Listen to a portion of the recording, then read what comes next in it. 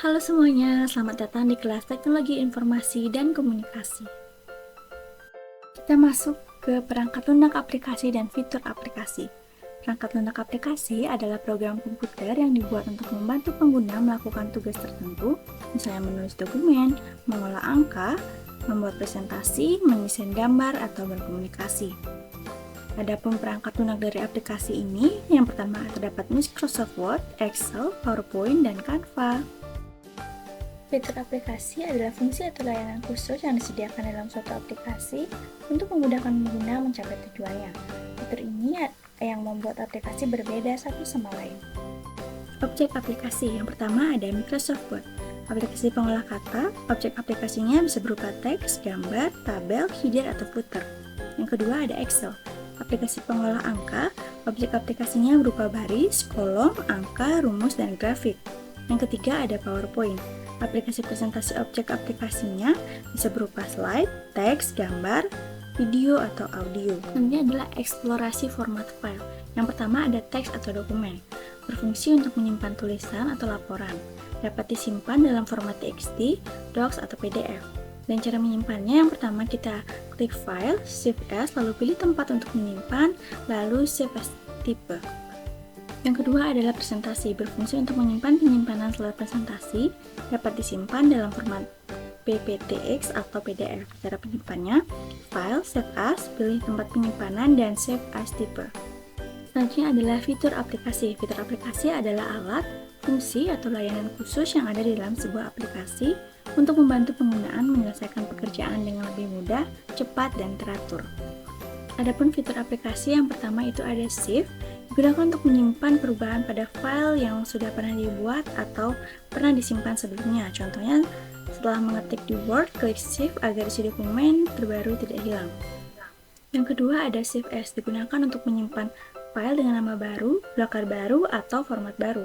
Contoh, tugas doc bisa disimpan ulang menjadi tugas PDF dengan menggunakan save as.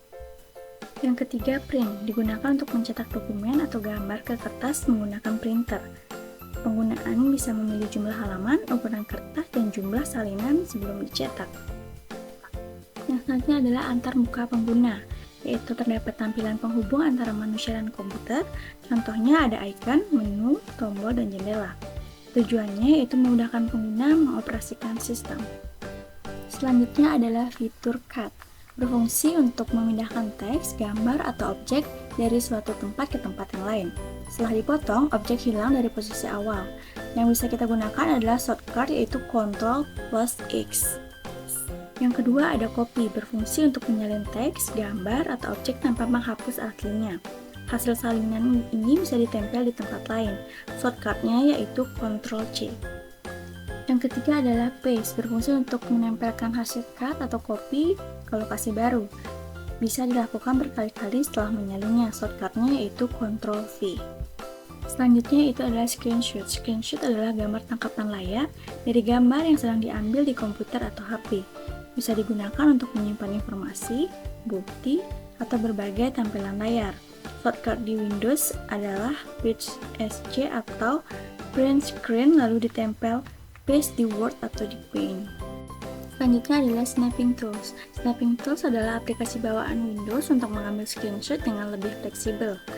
Pengguna bisa memilih bagian layar tertentu, bukan seluruh layar. Selanjutnya kita akan masuk ke analisis objek dan fitur aplikasi pengolah kata. Kita akan belajar mengenai objek-objek pada aplikasi pengolah kata. Yang pertama, kita klik Insert, lalu kita cari header. Di sini sudah terdapat beberapa template yang bisa digunakan. Salah satunya adalah ini. Saya akan membuat seperti ini.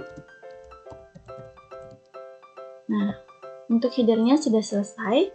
Lalu, yang selanjutnya kita klik Insert lagi. Kita akan membuat footer. Ini sudah terdapat template yang bisa kalian gunakan juga. Dan di sini kita bisa menggunakan misalnya untuk menambahkan nama. Seperti itu. Untuk selanjutnya kita bisa klik Insert lagi, lalu kita cari page number, lalu klik top of page, Nah, di sini kita bisa menentukan nomor halaman. Di sini kalian bisa pilih yang mana saja, misalnya saya akan memilih yang ini.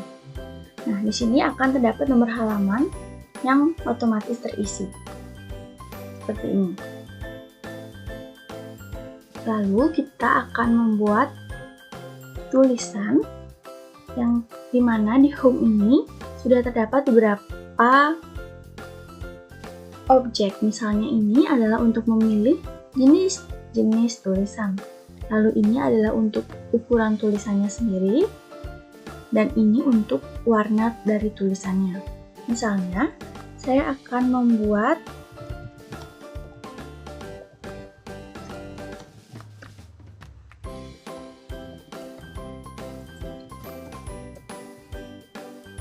kita bisa pilih tulisannya, lalu untuk mengganti warnanya kita bisa pilih warna apa saja yang kita inginkan. Misalnya di sini warna biru. Nah, akan jadi seperti ini. Lalu kita akan membuat tabel selanjutnya. Klik insert, lalu klik tabel. Di sini kita bisa menentukan berapa jumlah tabel yang kita inginkan. Misalnya seperti ini. Dan untuk menambah tabel agar lebih cepat, kita bisa klik atau mencari tulisan tabel layout. Nah, di sini sudah terdapat beberapa pilihan tabel yang akan ditambahkan. Misalnya, untuk menambah ke bawah, kita bisa klik yang sebelah sini. Lalu untuk yang ke atas, bisa klik sebelah sini. Dan untuk menambah tabel di kanan atau di kiri, kalian bisa memilihnya dan menentukan. Seperti ini. Selanjutnya, kita akan menambahkan gambar di dalam tabel. Misalnya di sini adalah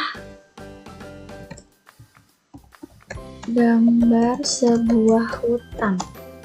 Lalu kita klik tabel yang kosong yang akan diberikan gambar, kita klik insert, lalu picture, tambahkan this device, lalu kita bisa memilih gambar yang sudah kita tentukan. Nah, jika sudah seperti ini, kita bisa kecilkan terlebih dahulu gambarnya menyesuaikan ukuran dan keinginan kalian. Ini klik yang di sini kita bisa menentukan gambarnya itu bisa kita letakkan di atas tulisan, di bawah tulisan, ataupun di tengah-tengah tulisan. Jika membuat dalam bentuk paragraf dan lainnya. Nah, seperti itu. Yang selanjutnya adalah pembuatan laporan. Laporan adalah dokumen tertulis yang berisi penyampaian informasi, hasil kerja, atau penelitian secara sistematis. Tujuannya yaitu menyampaikan informasi dengan jelas, menjadi bukti atau arsip tertulis, memudahkan pembaca memahami isi kegiatan atau penelitian. Teknik penulisan dengan aplikasi gunakan pengolah kata, contohnya bisa menggunakan Microsoft Word, atau format teks seperti font, ukuran huruf, spasi, dan margin. Selanjutnya yaitu adalah sisipkan gambar, tabel, atau grafik jika perlu. Selanjutnya adalah merangkum narasi dari konten digital. Merangkum narasi yaitu adalah berarti mengambil inti informasi dari teks, artikel, video, atau sumber online, lalu menulisnya kembali secara singkat, padat, dan jelas. Adapun contoh konten digital yang bisa dirangkum yaitu ada artikel online atau berita, video pembelajaran atau podcast, infografis, atau dokumen PDF. Selanjutnya yaitu adalah Laboratorium Maya. Adalah simulasi digital yang meniru kegiatan praktikum nyata tetapi dilakukan melalui komputer atau internet. Digunakan untuk belajar tanpa harus ada alat laboratorium fisik. Bagiannya yaitu yang pertama ada Laboratorium MayaPad, yaitu menyediakan simulasi interaktif untuk fisika, kimia, biologi, matematika, dan sains lainnya. Ini bersifat gratis dan bisa diakses online ataupun offline. Contoh simulasinya yaitu ada hukum Newton, listrik, fotosintesis, dan reaksi kimia. Yang kedua ada Nova Labs, yaitu berisi eksperimen virtual dan permainan edukatif yang berbasis sains, fokus pada isu nyata seperti perubahan iklim, energi, evolusi, dan ekologi, membantu siswa belajar dengan cara eksperimen berbasis cerita dan tentang interaktif. Yang ketiga ada The Concord Education, yaitu menyediakan alat simulasi dan eksperimen digital dalam bidang sains, teknologi, teknik, dan matematika. Contohnya yaitu adalah simulasi molekul, energi, mekanika, dan bioteknologi. Sekian materi mengenai teknologi informasi dan komunikasi. Sampai jumpa di pertemuan selanjutnya. Terima kasih.